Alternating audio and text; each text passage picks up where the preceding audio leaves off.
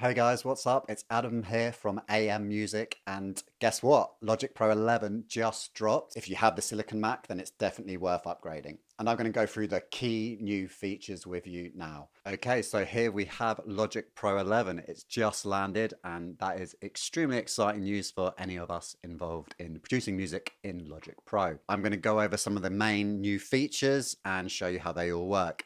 I think the most exciting ones of these and the best place to start off are the new session players. So you create a new track over here. If you go to session player, you've got drummer, which you'll be familiar with already, but there is an update to it. So it does look slightly different. But let's start. Actually, no, let's start with a drummer just to put something in. So let's create a drummer and you see that it's changed a little bit. Still, you've got this area here where it shows the kind of graphic of what's going on. But you've got this new area up the top here, and this window, this icon's changed a fair bit. You can open up the library with Y, and you can load a different drum kit, different sounds. You'll notice that the drummers are no longer in this section. They've moved over here sorry. So if you go to, say you want a rock sound, you go to retro rock or hard rock, or if you want a funky songwriter, or a root songwriter, or indie pop. There hasn't been that much change here in terms of new drum kits and new things added. In fact, most of the drum kits are all the same as before. But the big difference is in the module. It's in the engine behind it. So if you want a preset, you come here to Burnside, Fine Grind, and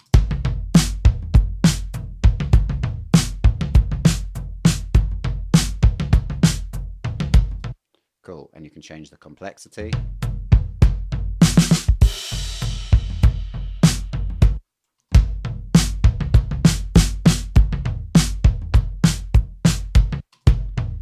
The intensity, so the complexity is going to change how complex the groove is, and the intensity is going to change how soft or hard it is, really.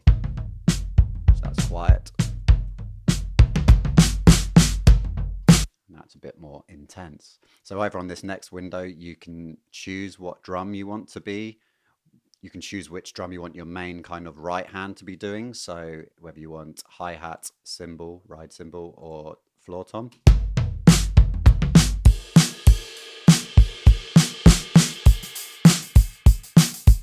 And you've got different rhythms you can choose from. You can see there's 5 different ones here. Very simple. And you can change them. Then you've also got the kick and snare options, which are obviously really important. So if you click on that, you can choose different patterns that are already there.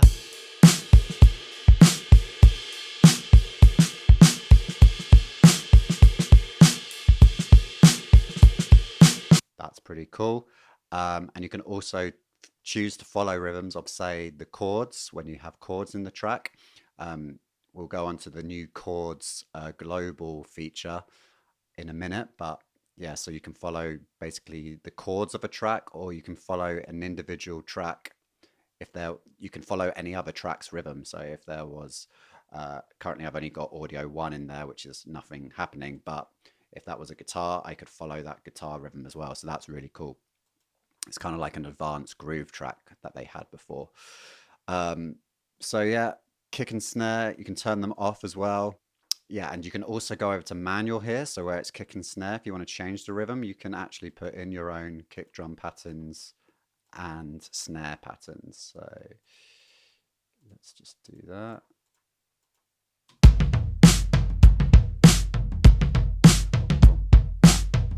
So that will follow that very nicely. Jumped ahead a little bit, but that's the manual. So details.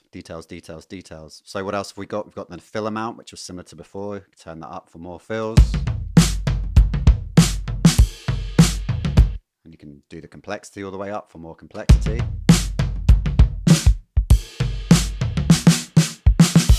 Pretty cool. And you can change the swing as well, whether you want it swung on the 16th or the 18th note.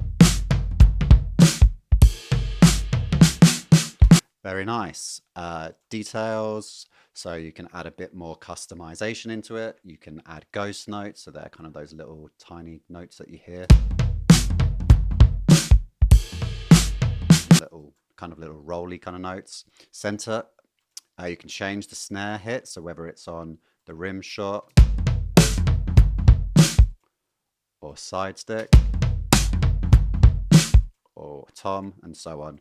Percussion you can add in if you want. Here there's a tambourine going on there, shaker. Add them in. Toms, automatic, but you can choose different toms to be the key toms. So it's super customizable, and you can also change the feel, the groove. You can have it pulling, so a little bit behind the beat, or pushing, so it's a little bit anticipation of the beat. Tempo, you can quickly change it to half time or double time. Double time.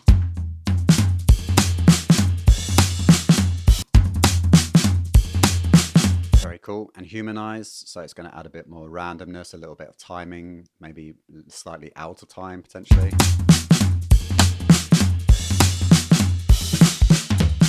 Just a bit more of the human feel to it.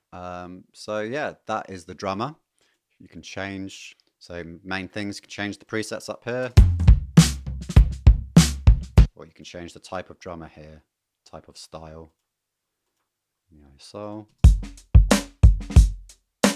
And you can change the different drum kit sounds over here. So that is the drummer, and I'm going to leave that there, and I started there because we can use that groove to then add other AI things too. So let's add in another session player. Let's add in the bass player now. Loads up, and you'll notice there's already some notes being put in there just simply from loading it up.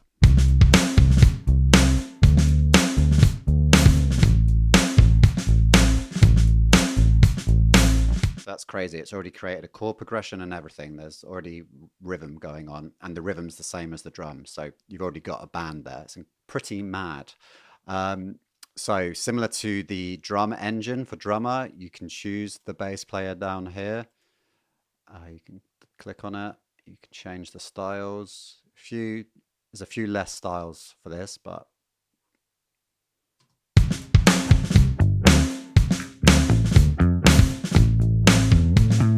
once again, you can choose your presets up here.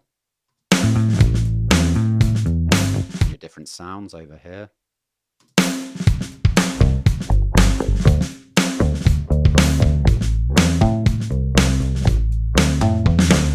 And so once again, you've got complexity, so you can make it more complex. Got the intensity, so either more soft or more hard. You can have it follow the drums, for instance, follow the rhythm of. Let's go drums, East Bay in this case. Saw it jump, it change. So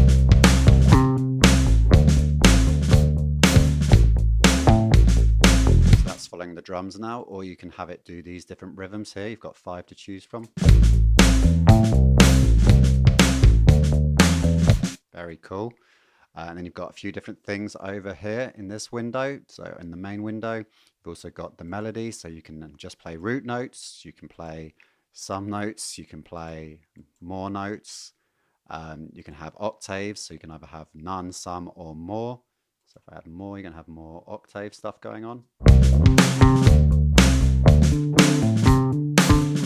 Very cool. And you can change the phrasing, whether it's short phrases, medium phrases, medium phrases, or long phrases.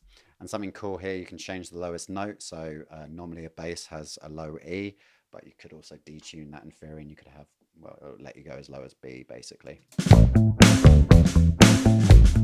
But it's going to depend what key you're in, what chords your preset has, let's say. Things you can add, you can increase the fill amount, so like the drum fills, you've got bass kind of little fills, little kind of like pickups and little doo-doo kind of things, and you've got the complexity. You're seeing each time this is changing.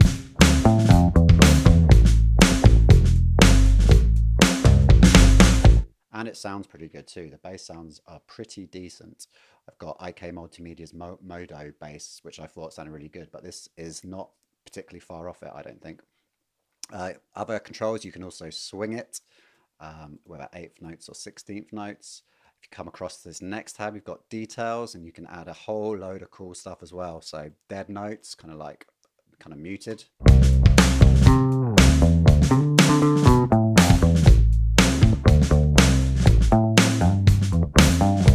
can do slides.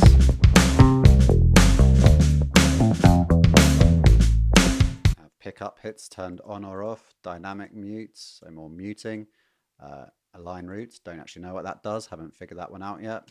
Then you've got the feel. You can have it really pushing, anticipating, or you can have it really dragging behind. Dynamics can have a lot of range, or you can have it flat. And then humanize as well, so that's going to change some of the timing and some of the velocity, so it's a bit less computerized, a bit more human feel.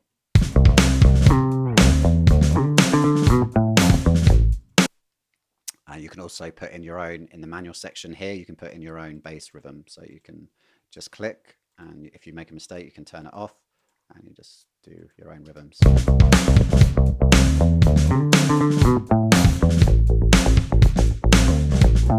How mad is that?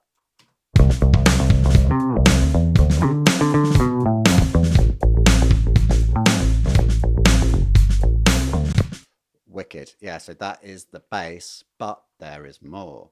So what you can do up in this corner where it says chords, you can actually load in chord progressions, and you might have seen at the top there's this chord progression up there. But if I choose a new one here, this 2-5-1 chord progression, you'll notice now at the bottom here it's showing you the chords of that 2-5-1, and the 2-5-1 is being based off whatever key you're in. So up here your key is C major, so D minor would be the second chord, G would be the fifth chord, and C would be the first chord. So if I change that C major to F major, it will ask if you want to transpose it, and now it will have transposed that. So your one chord being your F. So that is really cool. And now it's going to play that progression.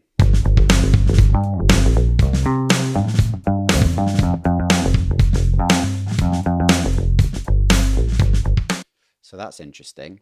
Okay, so we've got these chords up here at the top, but what are these? So these are actually sitting on a global track. We've got two options essentially. We can either have our chords following what's in the region, so this, the D minor G C, or what's in this chord track up here. So if you select it, you can actually change these. You can go chord progressions and you could change it there. So then we've got the same one. We've got the 2-5-1, D minor, G, C. But what we can do, click on it. We could go for a different one. We could go for a 1-5-6-4, very common pop chord progression. So you'll notice now you've got two potential chord progressions in this track. You've got this one happening here, or you've got this one happening here. By default, it's going to go to this one and just play the D minor, G, C.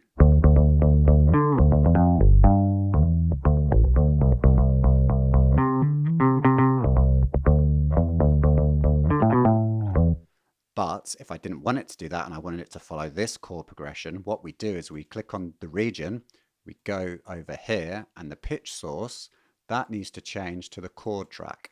And now you'll notice those changed, and it will now follow this chord track.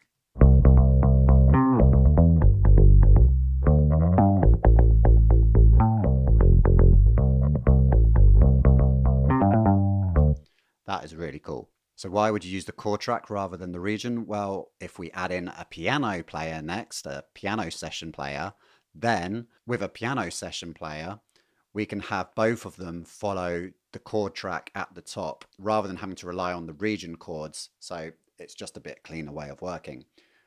So now let's jump over to the piano player, which it just keeps getting better and better, really. Let's dive into that. So create new track, go down to keyboard player. And I should add the new piano and bass also have new sound libraries. So the piano here, you've got some new pianos that sound really good actually, like they're knocking on the doors of some of the third-party stuff. I always felt the pianos in Logic were a little bit weak. The Bossendorfer and the Yamahas, they didn't sound that great as recreations, but now they are sounding pretty good, I think. And the same for the bass. There's a new bass plugin, and that's really nice. You've got these different kind of models, different emulations, and yeah, you've got a lot that you can tweak here, but we'll go into that a bit more in a minute. So I've now got my third AI session player here. I've got the piano, I've got the bass, and I've got the drums. So the piano, let's have a look at it. So you've got your presets up here. So there are kind of 10 presets, let's say. They do change depending on which genre you choose. So in the bass, there's a few more different genres, whereas in the piano at the moment, there's only songwriter, but there's a few different modes. So if I choose that, I've then got about clockwise or different presets compared to if I go to block chords, and then I got classic ballad, a bit broken. So you've got all these presets vary based on which songwriter you have here. So let's just go back to freely and let's try Sweet Melodies.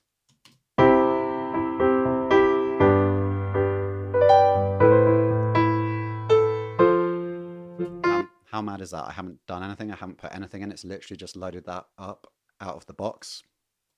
Let's choose a different one, big chords.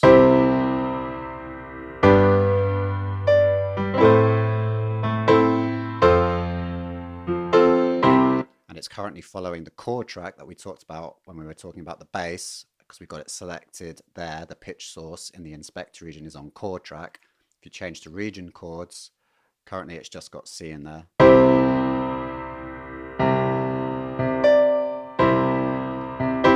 So that's a little bit dull, but I could change this region. So if you right click on it and you go to chords down here, you could change the chord progression. Now you can see that's got 2-5-1 in the chords in the region. But that's not going to sound good with the bass because the bass is following the chord track, which is doing C, G. So it's going to sound a bit... Yeah, so that doesn't sound great together. So rather than have the piano following the chords in the region, let's do it from the chord track up the top here, and now it should sound better.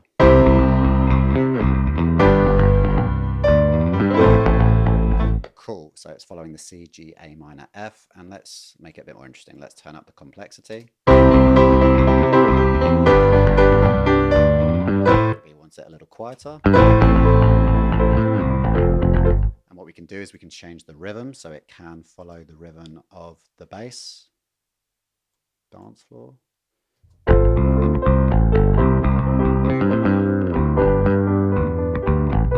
So yeah, it's following that bass rhythm a little bit more, or we could just change one of these patterns. Turn that off.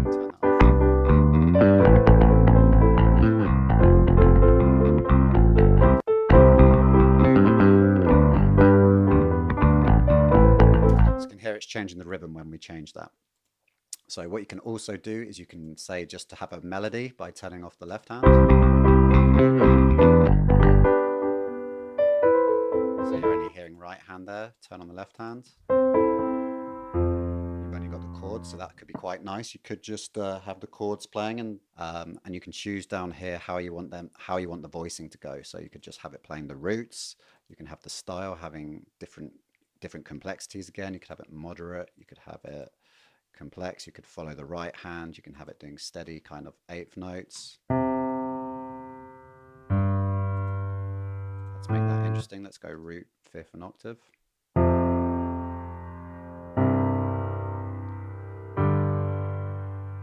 Let's turn the right hand on. So you can change the voicings here and also the movement. So it can be minimal, or you can have it doing a medium range, or you can have it doing a large kind of expanding range. And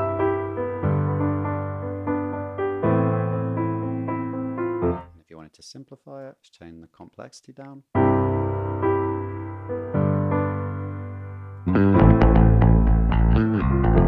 So that's a little bit full on. Let's turn the complexity there down.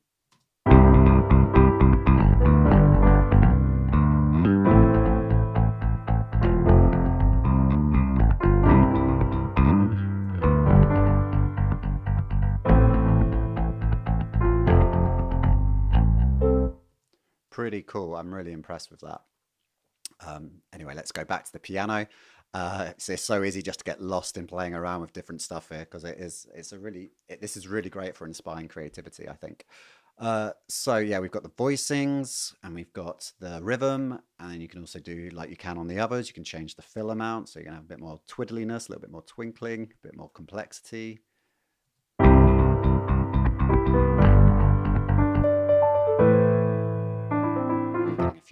runs in there, which is quite nice. And once again, you can swing it if you want. Details, you can add in some grace notes. So if you add that, you can hear a few more little kind of subtle bits. And those kind of notes that lead into the main chord. You can change the feel as you could before, more dynamics. You can have more kind of range of dynamic in there. And you can also humanize it, increasing the randomness, a little bit of timing discrepancies.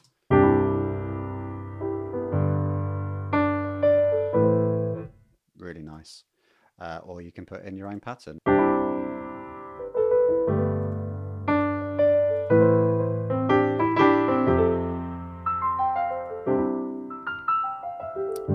So that is the piano player as well, and all these different presets depending on which keyboard player you go for.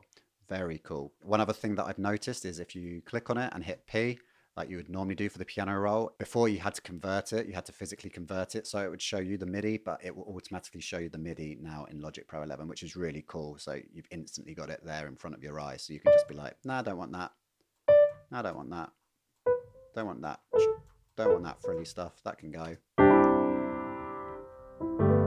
So it's instantly customizable. I mean, how good is that? Very, very cool. So yeah, P opens the piano roll, or you can see the editor version, which is if you press E, you've got the engine. So really, really cool. So those are the session players. Let's dive in now to looking at some of the new sounds. And the drums, they are pretty similar to what they were before, but I believe they've added a few extras so that it's a bit more customizable between the kits now. I think all these sounds were there before, but you couldn't customize between all of them. So if you choose the kick drum, you can choose maybe 10 different kick drums, snares, loads of different snares to choose from, hats, load of different hats. It's not as good as like a superior drummer or anything, but there's a bit more customization available there now.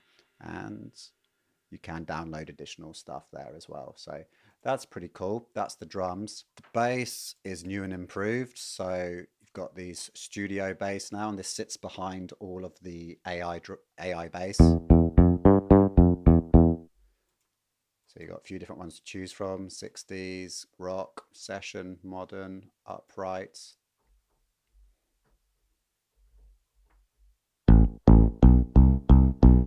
I do notice it requires a little bit longer for the samples to load up.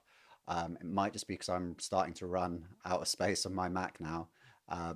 But yeah, I think it is because the sample libraries are larger, and that's noticed these samples are sounding better. So I think they've been sampled a lot better.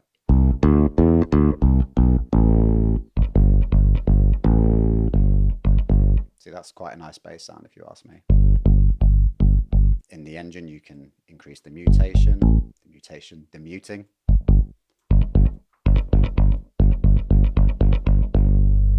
Tells you what finger was last played. You can change it between finger, pick, and slap. See, it's taken a second to load. Still taking a second to load. And slap.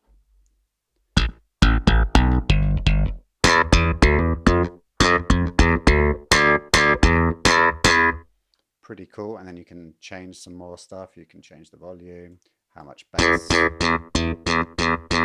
So a little EQ. The main volume. And then in the details, you can go a little bit deeper. You can change the portamento, so the slide. Or you can do it by note length rather than time. You can increase the amount of string noise or decrease it. Add hum or hiss. Release noise. And change the pitch bend on your pitch wheel. And you can use open strings, or you can avoid or prefer. Pretty cool. And then you've obviously got all the articulations up the top as well, so you can change those.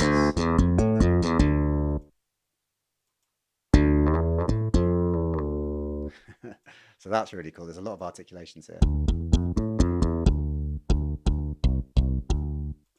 Very nice. Harmonics. Yeah, really good. Really impressed with the studio bass. I could sit and play with this all day long, but let's move on to the studio grand and the pianos. And as I said, And the pianos I've always felt were lacking in Logic. I've never been happy with a piano sound, but let's see.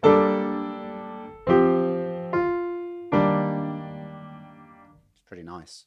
And that's the Studio Grand with one mic. Got Studio Grand. Taking a second to load again.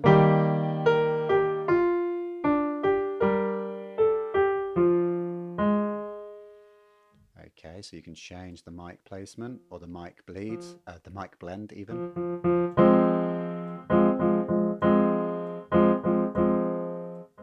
Okay, you need to turn those on, obviously, that makes sense.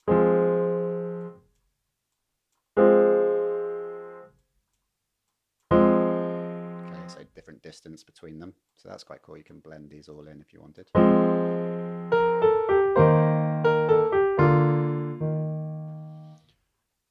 Pedal noise, you can increase the amount or decrease it. I'm just clicking and dragging up or down, by the way. Key noise.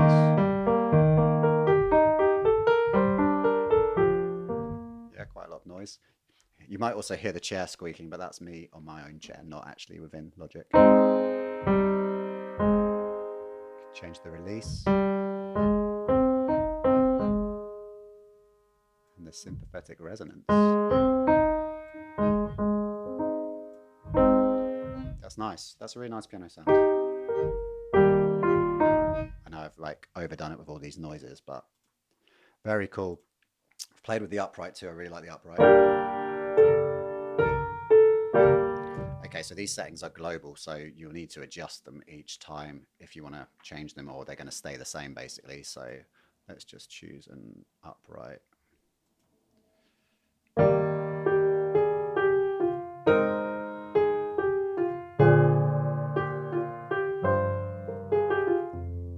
Yeah, that's nice. It's a nice sound. Like, it's maybe not as good as like Spitfire and some of those like libraries, but I think it's as good as the Arturia piano that I use quite often. So yeah, that's really good. I'm impressed with that.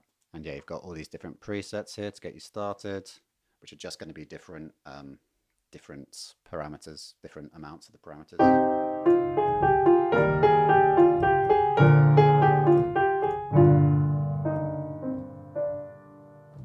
Very cool. Yeah, really, really impressed with the new bass and piano sounds in Logic. Okay, so we've covered the new session players in Logic and also revisited the improvements to the drummer. And we've also had a look at the studio bass and the piano. We've also had a look at the sounds that sit behind them, the samples that sit behind them. We've also talked about the global chord track and the region chords, how they change.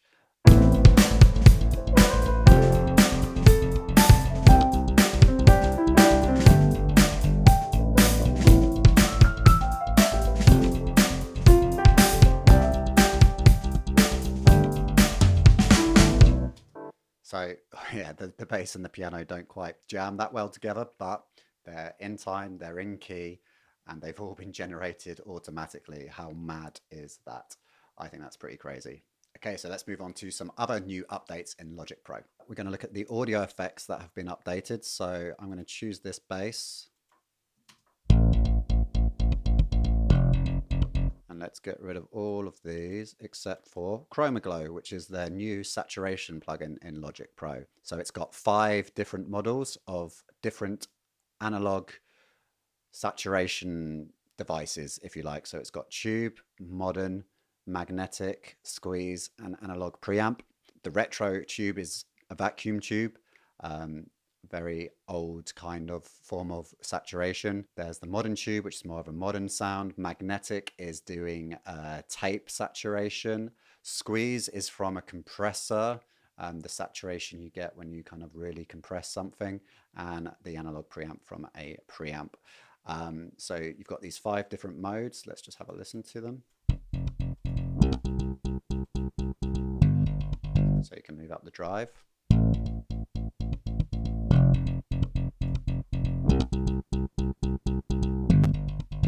Quite subtle, that one. There's also 2 modes that you can choose from. You can choose from clean, or you can choose from colorful, which will be a bit more correct, which will give it a bit more character.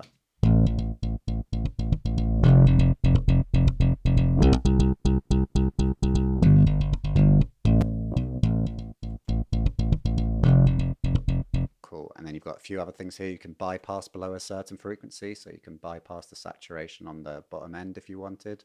So you might not want anything under 100 hertz, let's say.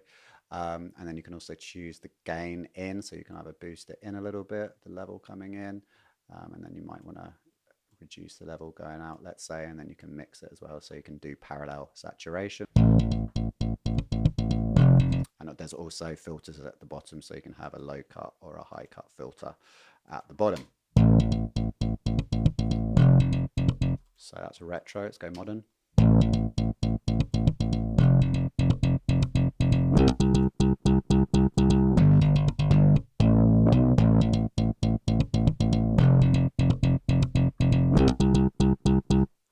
So the first one was more even sounding harmonics, I believe.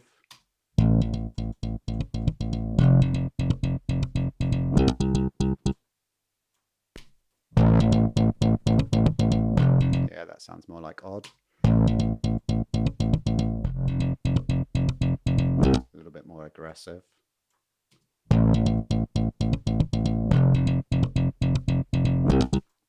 Cool, and then the tape.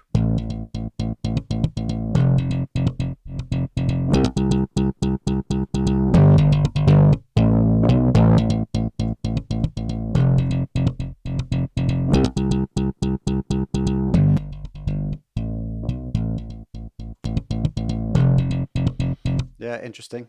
I think the interface is really nice.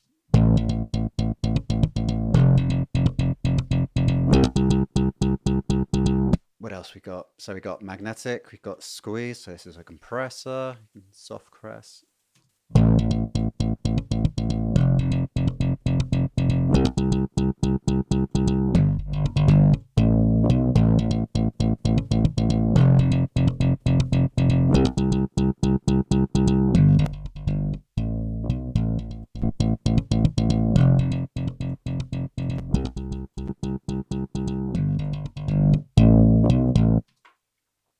And let's try the preamp.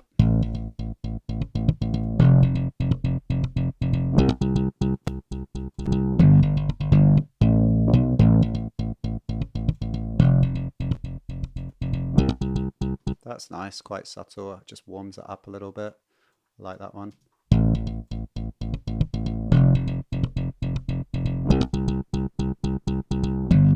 You can also tell from the red line kind of what it's doing to the waveform, so that's a lot smoother. You'll notice it's more like a sine wave shape, whereas if you go back to like the modern tube, it's a bit more spiky. And you hear it in the sound, it's less aggressive, it's smoother.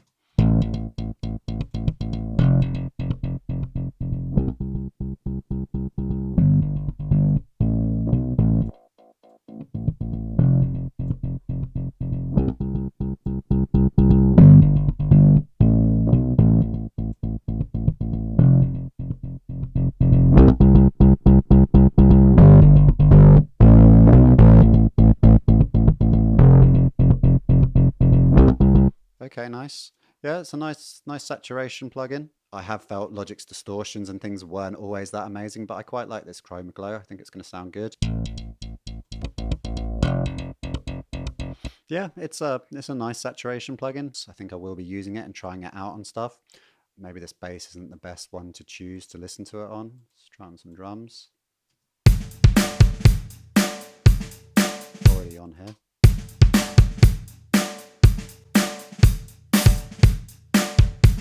Yeah, that's nice. It gives it a bit of bite.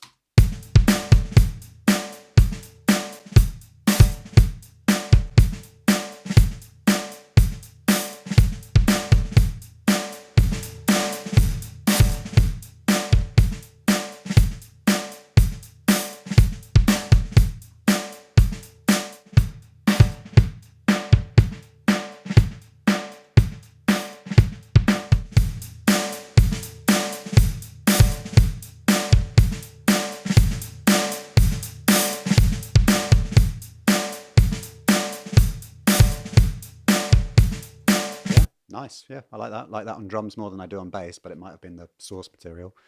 Cool. What else have we got? A new thing as well is the Stompboxes, although they're not technically really new. They were just part of the a pedal board before, but now you can actually put them on individually onto your, you don't have to go through the pedal board, you can just quickly chuck them on, so there's a delay.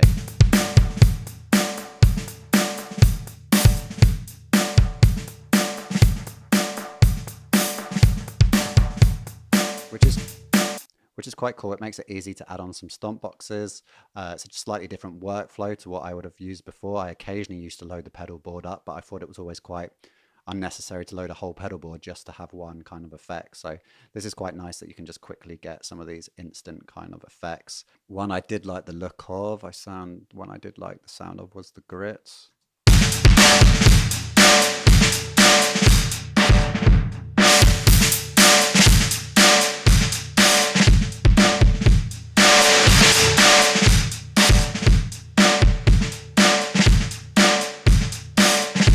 That would be quite nice in parallel, I'd imagine. So the big two changes in terms of effects are definitely the ChromaGlow and the ability to add these different stomp boxes to your tracks straight away without having to go through the pedal board, which is very nice. Okay, so let's have a look at another really cool feature. And we're going to look, bloody birds going mental out there. Let's have a look at another really cool feature in Logic Pro 11. So a big part of this Logic Pro 11 update is the inclusion of a stem splitter. And they say on their website that this is just for taking old recordings and splitting out the stems. And I'm sure a lot of people are going to use this for doing remixes and bootlegs of things. So I'm sure we'll see a lot more of that happening on socials like TikTok and whatever. So the stem splitter splits out stereo audio file into 4 tracks. So you get drums, bass, other, and vocals. So following Logic Pro's guidelines, I'm taking one of my older tracks, not sampling a pop song and taking the vocal from it. I am taking one of my old tracks and I want to split out the stems to, say, remix it, let's say.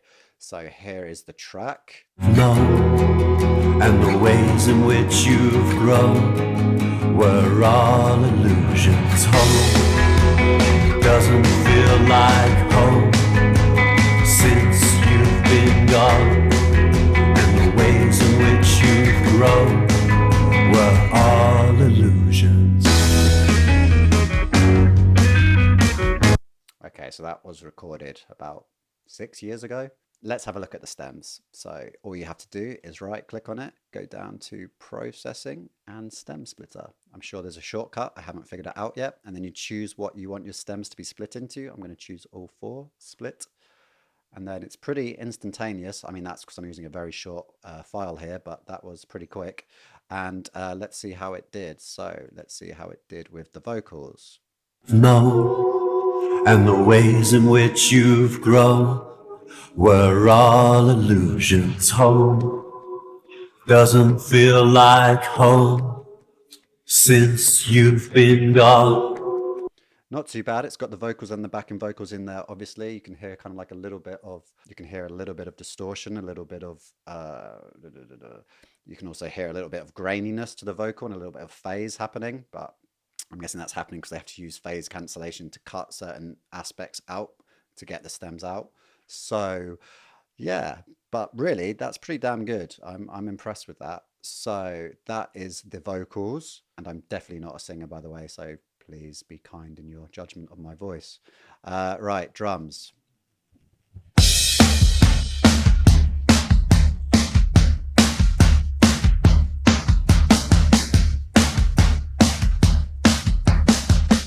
Yeah, not bad. Like, obviously not perfect. Once again, some kind of degradation of the sound, but you know, the groove's there and it's not a million miles away from what it was.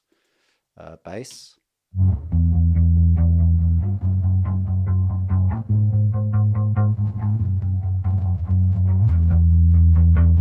Yeah, so bass is the one thing I think it particularly struggles with. I've done 3 or 4 tests with this now, and the bass always comes out like quite distorted, lacking definition. So if you wanted to pull the bass out to use the bass in something, which I don't know why you necessarily would, I assume most people are going to use it for getting the vocals out and doing remixes, but bass, it's split out, but it doesn't sound incredible to my ears. Last one, other, so it should be guitars and keys, or just might be just guitars.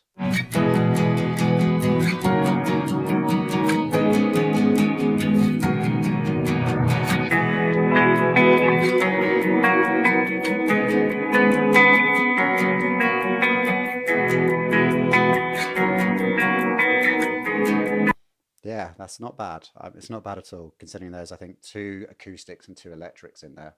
Um, it split them out pretty well. So that's crazy. So if we have it all together. Doesn't feel like home since you've been gone. And the way doesn't feel like home since you've been. Pretty identical. Yeah, it's not bad at all.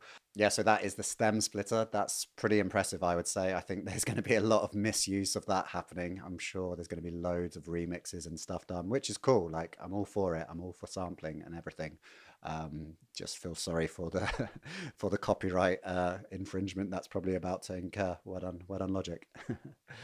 Okay, so now let's move on to the next feature that has been added into Logic Pro 11, and that is a small one, but something that's quite cool, and that is the internal MIDI recording. Okay, so the next new feature is the ability to record MIDI data onto a Midi track. So what does that mean? So if I create a new MIDI instrument, software instrument, got the piano here. Say I want to use an arpeggiator, rather than just have me playing the note and then in the background the arpeggiation playing, you can actually record the arpeggiated notes into your recording. So once again, sounds a bit weird, but let me show you. That's the easiest way to do it. So I've got my E piano. Let's add an arpeggiator.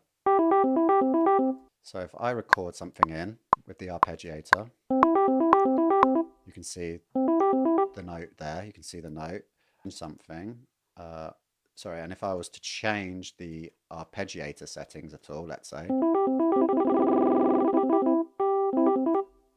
you'll see that nothing else changed there. When I recorded me changing the parameter there, the rates, it still stays exactly the same. But what you can do, if I get rid of that, if I now go to where underneath where it says ARP and go to record MIDI to track here, see those little orange things flash up. And now if I record some MIDI,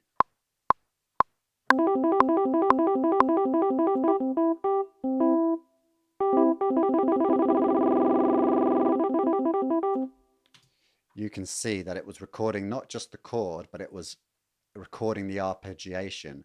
And that's really cool if you then want to do these kind of crazy edits. And you could do it with other MIDI effects plugins. So you could do it with other things like the chord triggers or the randomizer or whatever you want it to be. But you're going to be able to actually edit the real-time MIDI information, which I think is pretty cool. So there's definitely scope to have some fun with that. A small little feature, but an interesting one nonetheless. Okay, so the final section of this video, these are minor updates, minor things that you might find interesting to know, little things that I've noticed. You might now see that on all the software instruments, the software instruments now have input monitor where they didn't used to. It was only the audio files. So what that means is if you create several if you create several MIDI instruments, you can input monitor them all simultaneously. So you can actually stack instruments, which you couldn't do before, not software instruments. And you can hear both playing at the same time. So that's pretty cool. Just a small little thing, but I like that. It makes playing multiple things at the same time easier in Logic. So that's one. Another thing they've done is they've created a few more keyboard shortcuts that weren't available before. So you can make changes with the marquee tool that you couldn't do before with a keyboard shortcut. So I haven't played with that one yet, but that's apparently in there. And another key command you can also set up is the force legato. So anytime these are overlapping and you don't want them to in the piano roll, you can now set up a keyboard shortcut, which you couldn't before, so that it will automatically it will force legato basically. It will stop them from overlapping each other, which is quite handy, but I haven't set that up yet. So that's the second one. There's also a load of new producer samples. So if you go to Logic Pro, go to Sound Library, go to Open Sound Library Manager, And then you can see there's these new producer packs, Boys Noise, Corey Wong, Hardwell, The Counts. I've not downloaded them yet because they're each about 5 GB, but I might play around with them soon. Corey Wong's meant to have some good kind of funky guitar stuff. Hardwell kind of EDM house. The Count's got some interesting instruments. So yeah, I'd recommend having a look at some of them. If you download all of them, it's probably going to take up like 50 gigs, but it might be worth looking if you're particularly into one of these artists, get some of their sounds. That's cool. Oh, and another thing is if I was to bounce this, there is now an automatic mode added. So before there was offline and real time, but there's now also automatic, and this will choose the best mode for you basically, whether it's better to do it offline rendering or real time rendering. So that's another addition to Logic Pro 11.